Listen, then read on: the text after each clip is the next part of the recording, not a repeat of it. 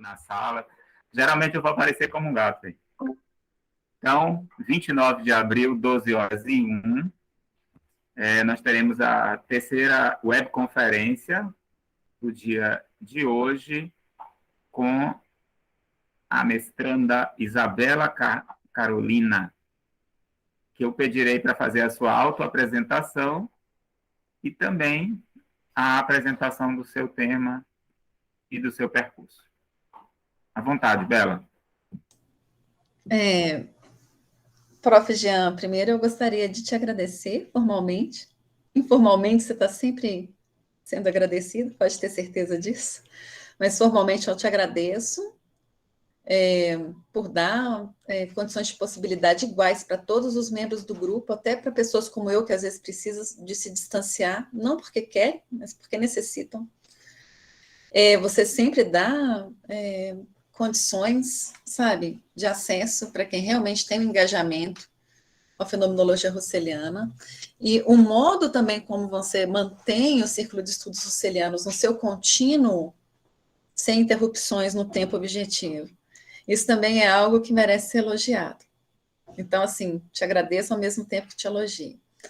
Agradeço também o Rafinha, que sempre me dá contribuições, Leonardo Tavares, que me passa vários parágrafos, Juliana, que agora será citada na minha dissertação frontalmente, e que sempre foi uma base para mim de apoio, foi a pessoa que me incentivou a estudar língua estrangeira.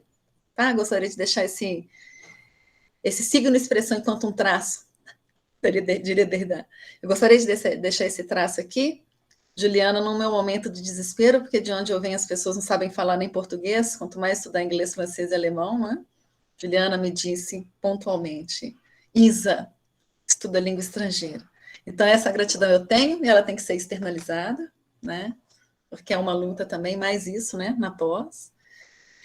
Eu acho que eu agradeci, e todo mundo que está ouvindo a gente, Matheus, que está super aí ajudando a gente a divulgar, Beatriz e Débora, que eu acho que eu não conheço, porque eu estou um pouco ausente nas reuniões atuais do grupo. Eu gostaria só de fazer um posicionamento aqui.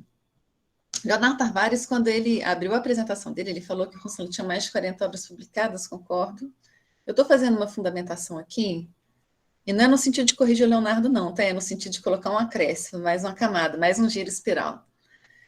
Do que a gente tem liberado hoje na internet do Husserl, nós temos 42 Husserlianas publicadas, 9 materiais e 4 volumes de lógica avançadas. Então, se a gente for fazer aí uma continha simples e reducionista, nós temos 55 obras do Husserl disponíveis. Disponíveis no sentido de estarem acessíveis, apesar da grande maioria estar no Deutsch, né? Isso aí mas acesso hoje nós temos.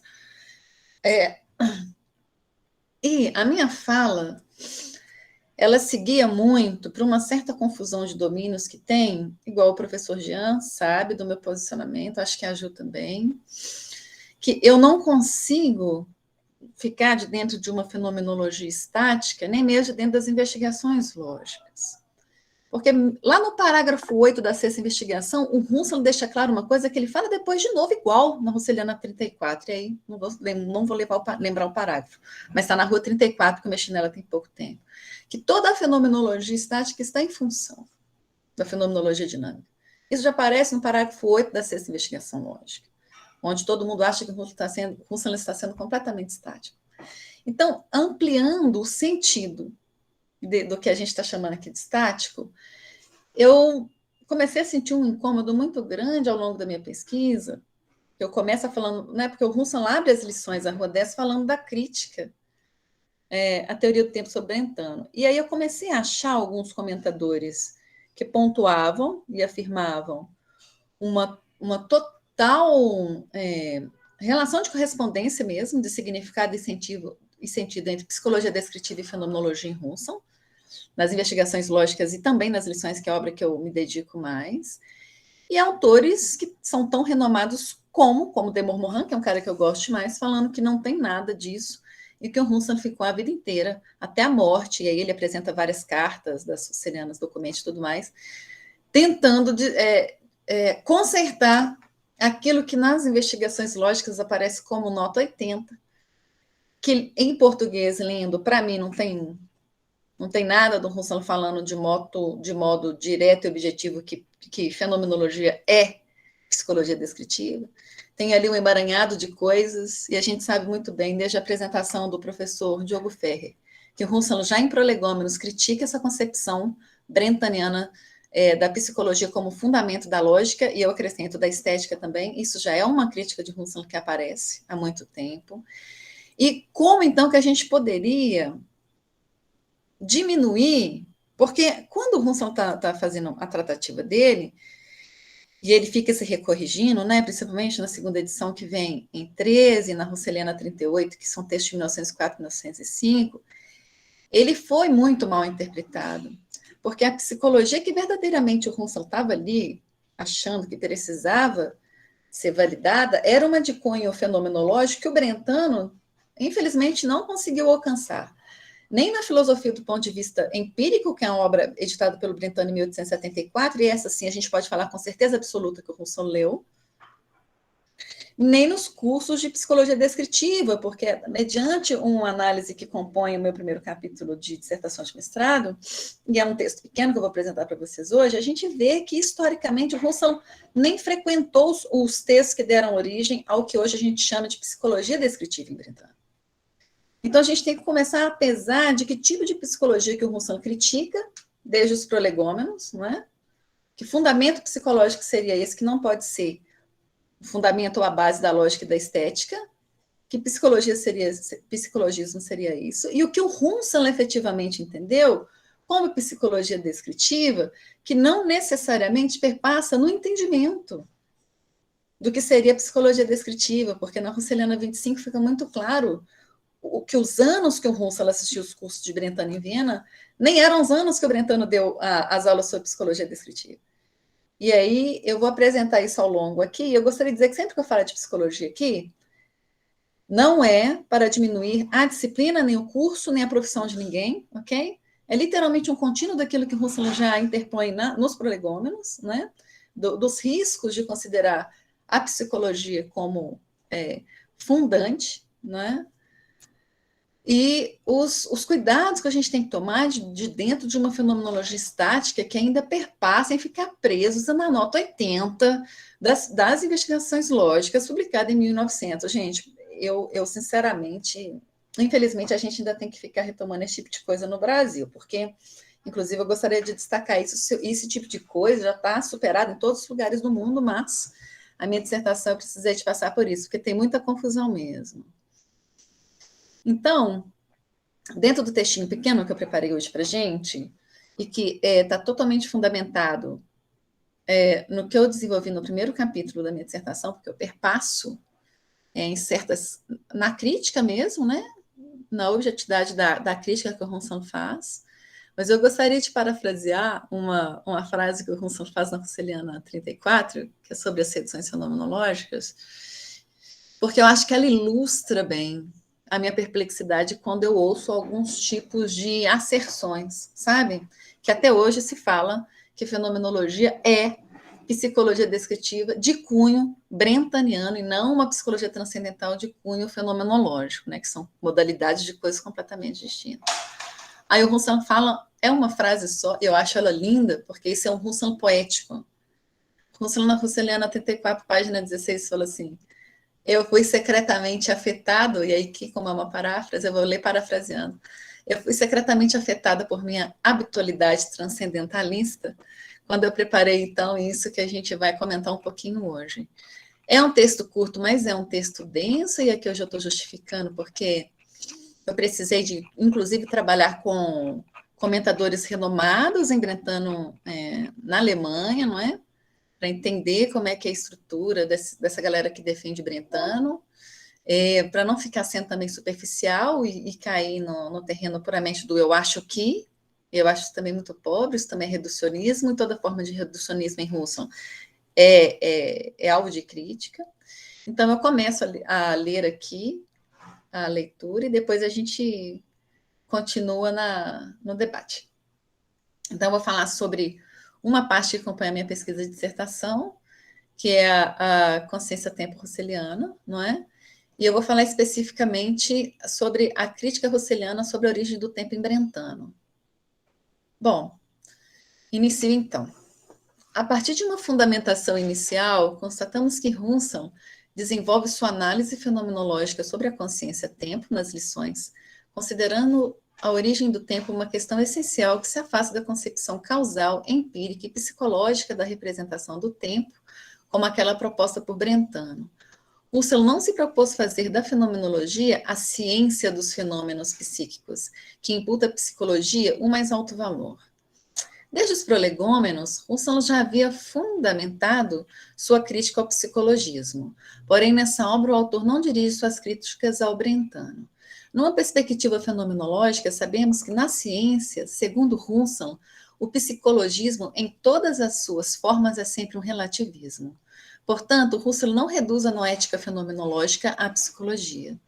De acordo com o terceiro aditamento do parágrafo 6 das Investigações Lógicas, constatamos que a fenomenologia husserliana não possui como fundamento as realizações psíquicas.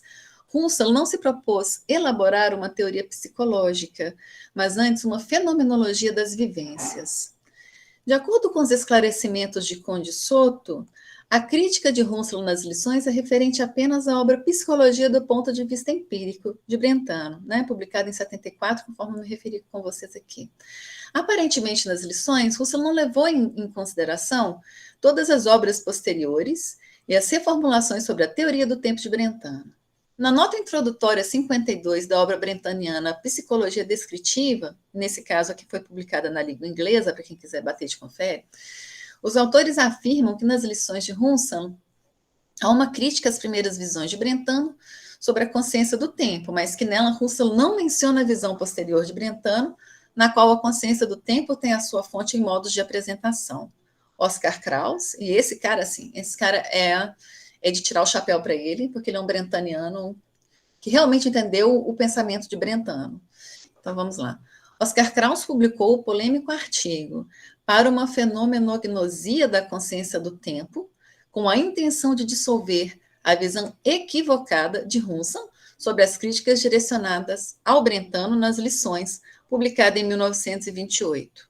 Nesse artigo, o autor afirma que Husserl e Heidegger não poderiam ter ocultado o fato que Brentano havia desistido da teoria criticada por Husserl e a substituiu por outra. Oscar Krauss aponta que, quando as lições foi publicada, o teor polêmico das críticas é fundamentado numa teoria que o próprio Brentano já não ensinava desde 1895. Um outro dado histórico interessante, desvelado por Krauss, mostra que Husserl recebeu, em 1911, um livro de Brentano sobre a sua psicologia empírica, que eu traduzi como da classificação dos fenômenos psíquicos.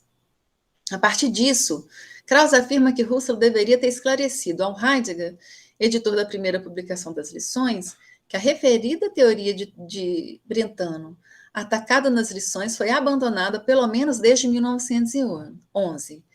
Mas, na verdade, de acordo com Krauss, a referida teoria foi abandonada por Brentano desde 1895. Contudo, a filósofa Verônica Kretschel, e aqui minhas admirações pela Verônica Kretschel, que é uma super fenomenóloga argentina, husserliana também, vou até repetir aqui, porque quando eu admiro demais eu me perco. Contudo, a filósofa Verônica Kretschel elucida e acrescenta um novo contexto da crítica husserliana dirigida ao Meister Brentano. Segundo a autora, as obras Psicologia Descritiva e Investigações Filosóficas sobre Espaço-Tempo e Contínuo apresentam partes dos cursos oferecidos por Brentano em Viena, nos quais Husserl não estava presente. Nesse sentido, a autora afirma que a criticidade husserliana pode ser notada desde os cursos ministrados por Brentano nos anos de, isso é importante, 1884, 1885 e 1885, 1886.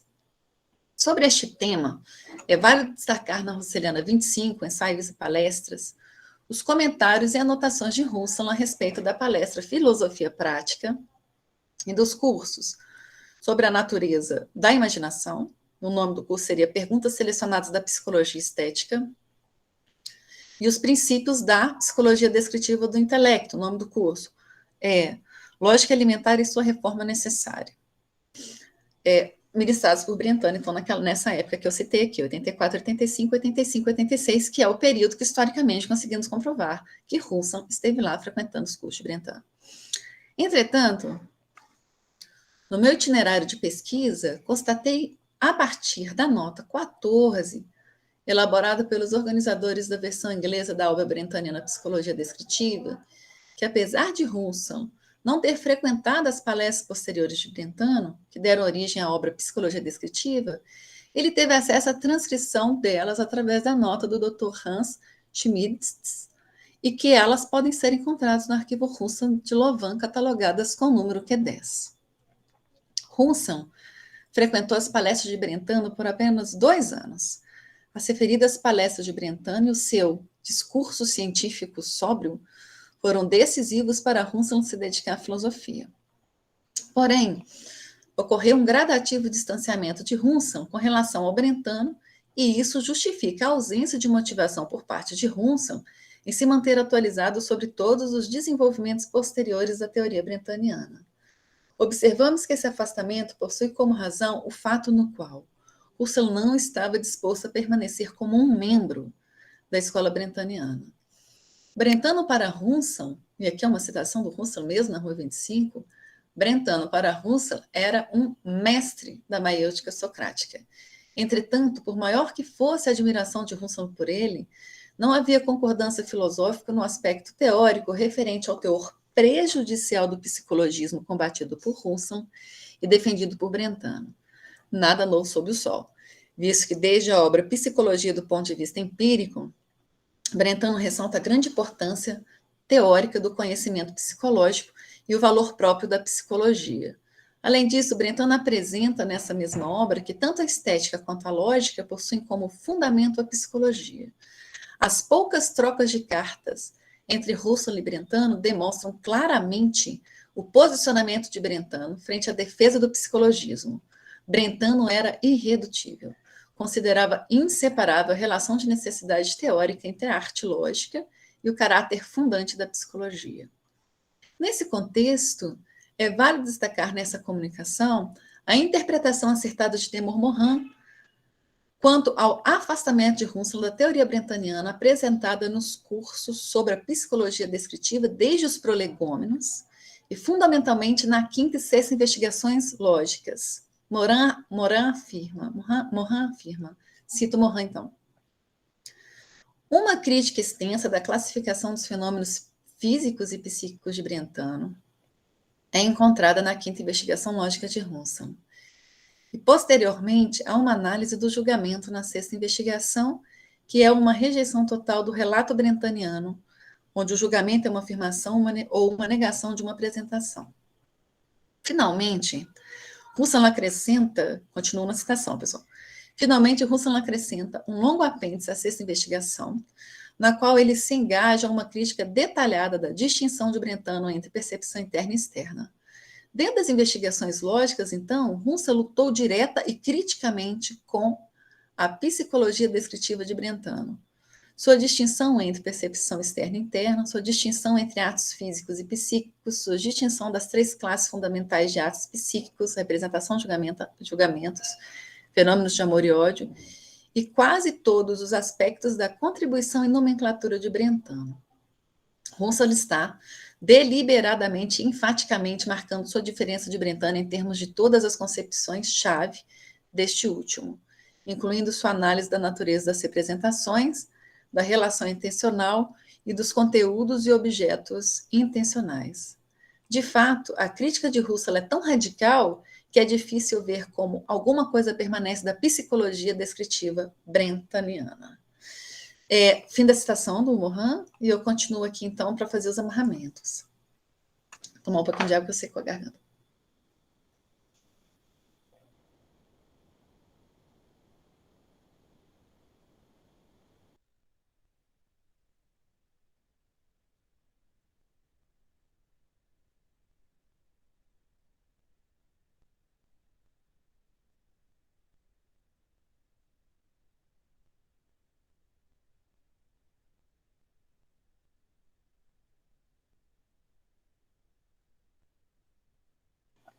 O fenômeno, no sentido estrito da palavra, é aquilo percebido, e este, por exemplo, não é o caso do mundo externo. Oi? Tinha travado para mim. 3. Para ser um fenômeno, algo deve existir em si mesmo, existe sein. 4. Algo pode ser um fenômeno, porém sem ser uma coisa em si. 5. Os fenômenos são objetos da percepção interna. 6. Todo fenômeno pertence a uma realidade, seja como constituinte ou correlato. Nós sabemos que esses 6 aqui, então, isso de forma alguma pertence à reformulação do conceito de intencionalidade de Husserl, né? Inclusive, acho que o 6 aqui é o mais problemático de todos, para a gente afirmar uma psicologia descritiva de dentro das investigações lógicas. Esse ponto 6 é muito complexo. Seguindo. Toda essa descrição brentaniana dos fenômenos aqui nomeada como psicologia descritiva ou psicognosia, que também é um termo usado entre os brentanianos, perpassa na ênfase das realidades psíquicas que são fundantes. Como Denis Serron acrescenta, o método da psicologia descritiva de Brentano é uma combinação entre a introspecção e a análise. No primeiro momento, temos que o objeto da psicologia é o fluxo da consciência e algo que foi percebido em primeira pessoa. No segundo momento, Brentano assume uma perspectiva composicional da vida psíquica. Nesta visão, o fluxo de consciência é um todo composto de suas partes, muitas vezes separáveis. A tarefa do psicólogo descritivo deveria, então, analisar esse todo em suas partes separáveis. Nessas palestras sobre a psicologia descritiva, a fantasia é considerada a origem da apresentação do tempo. Para tanto, a fantasia deve ser entendida como a capacidade de representar algo que foi apresentado anteriormente pela percepção, mas de forma modificada. Além disso, ela possui a capacidade de produzir um momento no tempo, o passado. Assim, no curso dessa análise dissertativa, é necessário retomar na primeira sessão das lições, especificamente nos parágrafos 3 ao 6, como Husserl elabora a origem e a constituição do tempo de modo totalmente diverso ao que foi proposto por Brentano em meados de 1887 e 1891, na sua teoria sobre a origem do tempo e as proteraisteses ou associações originárias. Nas referidas palestras sobre a psicologia descritiva, Brentano aponta para uma grande dificuldade conceitual. Cito. Quando falei do conteúdo da experiência, todos vocês presumivelmente entenderam mais ou menos o que eu quis dizer. Agora que falo de associação originária, devo temer que ninguém do meu público sabe o que estou realmente almejando. De fato, a expressão não aparece em nenhum manual ou compêndio de psicologia, e parece-me que o fato a que se refere não é aprendido e interpretado em nada. Eu mesmo nunca publiquei nada sobre isso, e é por isso que a doutrina é apenas ensinada oralmente. A fonte do nosso conceito de tempo, segundo Brentano, é essa experiência de proteraisteses ou associação originária, que acompanha, mesmo que brevemente, cada sensação e que proporciona um certo voltar-se para na direção do passado, como também a possibilidade de antecipar algo que está por vir no futuro. Assim, a partir dessa descrição, a unidade da nossa experiência de sucessão vem dessa associação originária. Como Brentano nos mostra, cito, vê-se-á que o que é dado como objeto primário da proteraisteses não é diretamente uma qualidade passada e sua determinação espacial passada, mas sim uma experiência passada da qualidade com sua determinação espacial. Alguém pode, tentando a se enganar sobre isso no caso de desenvolvimento ou mudança.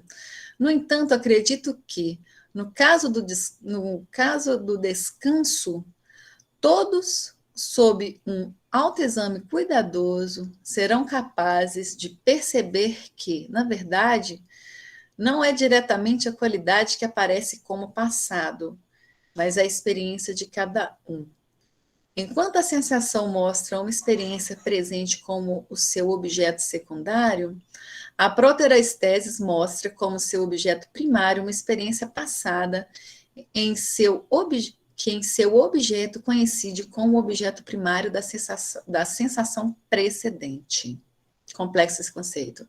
Fim da citação de Brentano.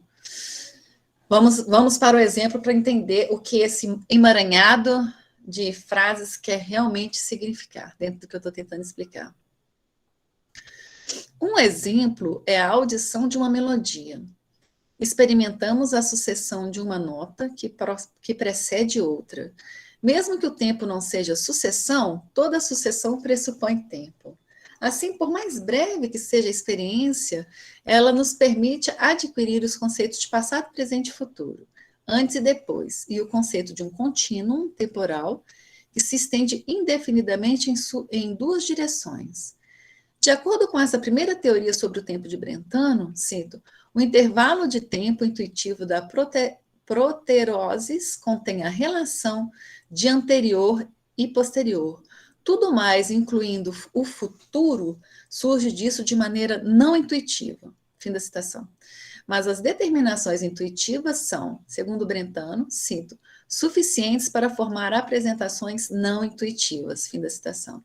Se tomarmos como exemplo a audição das 4 primeiras notas musicais, alfa, beta, gama e delta, de uma melodia, e a proterastese envolvida, ou seja, a associação originária envolvida, a partir da teoria brentaniana, temos que se a nota gama está na parte presente do campo sensorial, enquanto beta é uma parte que já passou e alfa é ainda mais passada, não podemos a partir disso afirmar que alfa e beta estão do passado, pois não podemos dizer que o campo da consciência ou dos objetos da sensação que estão localizados no agora possuem uma extensão temporal. Nessa teoria, nada tem um atributo de passado, uma vez que, cito, a consciência do tempo não é estendida, e a unidade da nossa experiência de sucessão vem da continuidade irreal do próprio contínuo no tempo. Gostaria de dizer que isso aqui é o próprio Brentano, quando eu estou dizendo só cito. Oscar Krauss aponta que na apresentação do passado, por outro lado, temos algo absolutamente novo, para o qual não há análogo na experiência. O que estava presente, o que imagino como passado cada vez mais antigo, entra em um momento absolutamente novo em minha imaginação. E é por isso que Brentano chamou essa atividade de fantasia em contraste com a associação originária adquirida. Ele quis dizer que, por meio da chamada associação originária, isto é, por meio de uma atividade de fantasia inata especial, uma série contínua de representações de fantasia está ligada a cada sensação ou percepção, que reproduz o conteúdo percebido e, ao mesmo tempo, o modifica. A partir da associação originária, podemos dizer que as notas anteriores à gama, na experiência da proterastese, que elas são apresentadas como passadas. Mas não existem agora. Um tom passado não é um tom real, visto que as modificações temporais assim somadas às sensações ou percepções pela proterastese são predicados modificadores, mas não determinantes.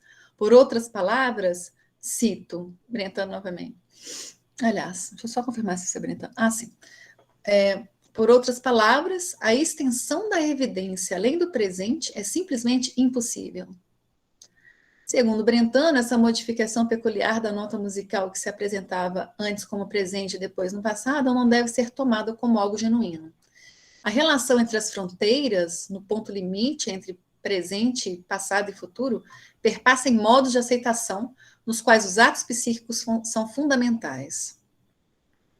O temporalmente contínuo é então caracterizado por essa ideia de fronteira ou ponto limite, no sentido estrito, no qual coincide com a possibilidade de relação entre elas, mas não podemos, a partir disso, distinguir os pontos temporais individuais do contínuo que se apresenta para nós. Portanto, é simplesmente impossível dizer que o passado e o futuro existem na realidade, pois o presente não possui extensão. Brentano considera o tempo um contínuo imperfeito, um Fertige Wirklichkeit, em que apenas o ponto agora de uma dada duração é real. Consequentemente, no sentido estrito de real, Brentano é um presentista em relação ao tempo e acreditava que o tempo é um contínuo irreal.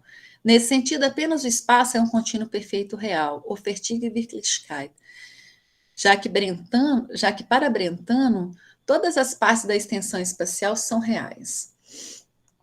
De acordo com os esclarecimentos de Guillaume Fréchet, Brentano rejeita a ideia na qual as fronteiras temporais tenham qualquer tipo de realidade, Portanto, elas são consideradas ficções. Segundo o autor, essa conceituação feita por Brentano evita um certo regresso vicioso, pois, cito Fréchette, admitir limites como realidades exigiriam mais fronteiras para marcar a separação entre as fronteiras como realidades e assim por diante.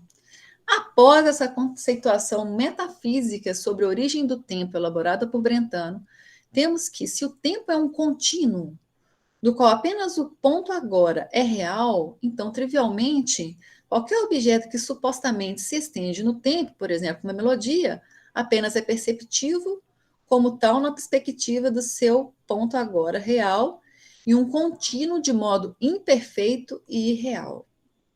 Ao contrário disso, na teoria russeliana sobre a temporalidade fenomenológica, a percepção da duração é, por definição, a percepção de algo com extensão temporal, que pressupõe fenômenos em decurso no fluxo absoluto da consciência. A partir dessa definição, não é possível conjecturar que a duração e o escoamento dos objetos temporais são efetivados por atos de fantasia, uma vez que, para Husserl, o agora não é um momento pontual temporal, que simplesmente promove a realidade e coleciona representações presentificadas de fantasia. O agora, na teoria russeliana, é extenso. Estou quase finalizando, pessoal.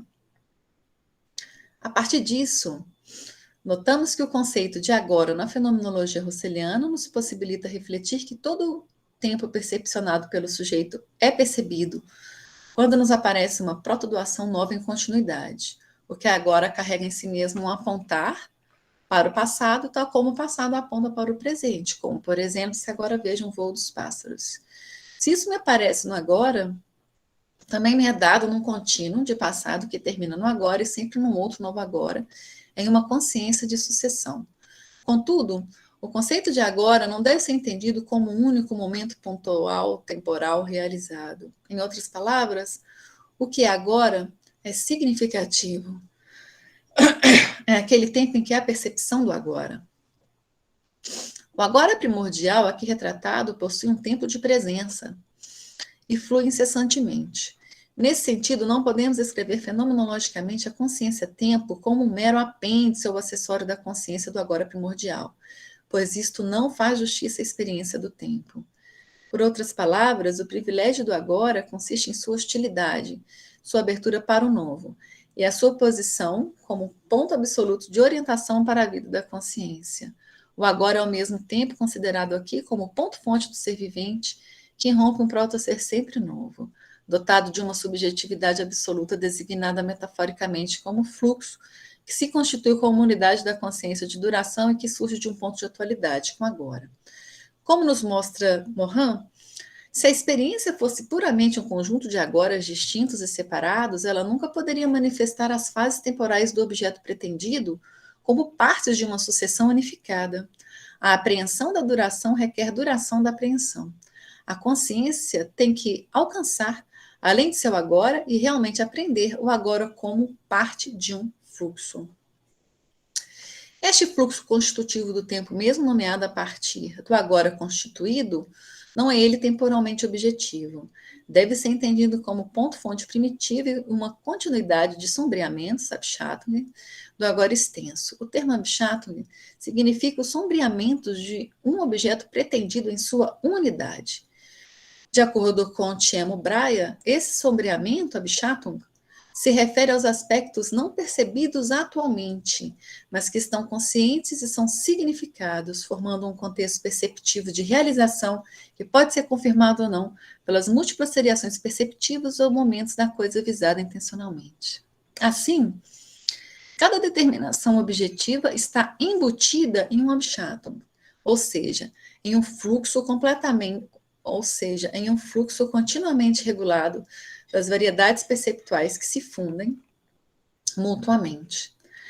Retomando de modo a finalizar, a crítica acerca da teoria brentaniana, é válido destacar que Husserl demonstra surpresa com o tropeço de Brentano ao afirmar que, cito Husserl, é então surpreendente ao máximo que Brentano não tenha, de modo nenhum, tido em conta a diferença que se impõe por si própria e que é impossível que ele não tenha podido ver entre percepção do tempo e fantasia do tempo. Husserl afirma que percebemos os fenômenos de escoamento dos objetos temporais, de modo que, quando escuto uma melodia, eu percebo essa melodia e não a imagino. De acordo com os esclarecimentos de Courtons, com a fundamentação no caráter intencional da percepção, Husserl se distancia da chamada teoria da imagem, ou teoria do signo dos atos perceptivos.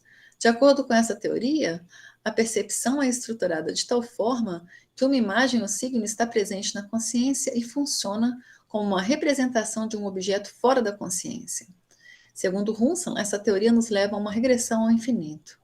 No entanto, é válido destacar que Husserl formula esse argumento contra a teoria da imagem na quinta investigação lógica.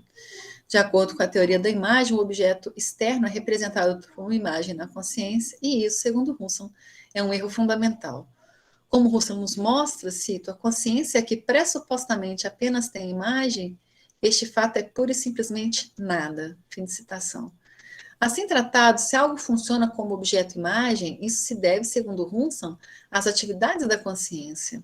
A partir disso, Husserl afirma nas lições que a origem da temporalidade está em outro nível, que não é o das imagens, presentificações figurativas e fantasia. Uma teoria como a de Brentano, sobre a origem metafísica e psicológica da representação do tempo, não se move para o que Husserl considera necessário enquanto uma análise descritiva fenomenológica sobre a consciência-tempo, pois no parágrafo 6 das lições, Husserl deixa claro que a teoria brentaniana sobre o tempo se move na direção daquilo que é transcendente, cito Husserl. Ele trabalha com pressupostos transcendentes, com objetos temporais existentes que exercem estímulos e provocam sensações em nós. Fim da citação. Neste contexto, cito Husserl, não cito Husserl, sou eu mesma. Nesse contexto, a associação originária é um fundamento articulador de uma lei psicológica pertencente ao campo da psicologia e um verdadeiro contrassenso. Husserl aclara as deficiências conceituais da teoria brentaniana sobre a consciência do tempo, apontando que, 1. Se as associações originárias agregam sequências contínuas de representações às percepções ao ponto de gerar um momento temporal, devemos, a partir disso, questionar que momento temporal seria esse na teoria brentaniana. 2. Teríamos que lidar com fantasias de fantasias, no caso de uma recordação ser significada como um contínuo de fantasias originariamente associadas. Portanto, o fato da fantasia acrescentar um momento-tempo é por si mesmo insuficiente. Além disso, é completamente discutível considerar o passado irreal ou inexistente, uma vez que a atuação psicológica não consegue retirar uma existência presente. 3. Brentano não distingue ato-conteúdo de apreensão e objeto apreendido. Assim, a ausência de distinção entre as representações no contínuo delas, ao ponto de desconsiderar a distinção entre os conteúdos primários, dados sensíveis, ocasiona, de acordo com Husserl, uma mesmidade de conteúdo entre os fantasmas e mais fantasmas, numa paulatina perda de intensidade e plenitude. Por essa razão, segundo Husserl, o que deve ser ressaltado é que nós não encontramos os caracteres temporais de duração, sucessão e sequência apenas nos conteúdos primários da sensação, mas também nos objetos apreendidos e nos atos de apreensão. Por fim, é necessário destacar que uma análise do tempo precisa seguir, como diria Husserl, todos os estratos de constituição, numa perspectiva de realização teleológica escalonada, diria querido professor Roberto Walton. Conclusão. Conforme apresentei anteriormente, dentre as deficiências das associações originárias de Brentano, o maior dos problemas é que não existe uma unidade entre passado e o presente, visto que, nessa teoria, a consciência de sucessão e simultaneidade permanecem sem explicação, pois não há uma compreensão perceptiva do passado imediato em conjunto com a percepção do presente. Por sua vez, um ato momentâneo de consciência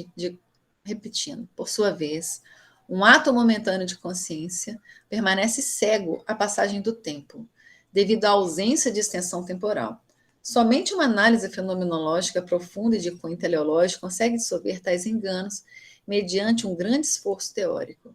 Entretanto, o itinerário russeliano não é uma continuação da abordagem brentaniana sobre a psicologia descritiva. Além disso, não é uma preocupação central de Husserl criar soluções fenomenológicas para os problemas gerados por Brentano em sua teoria.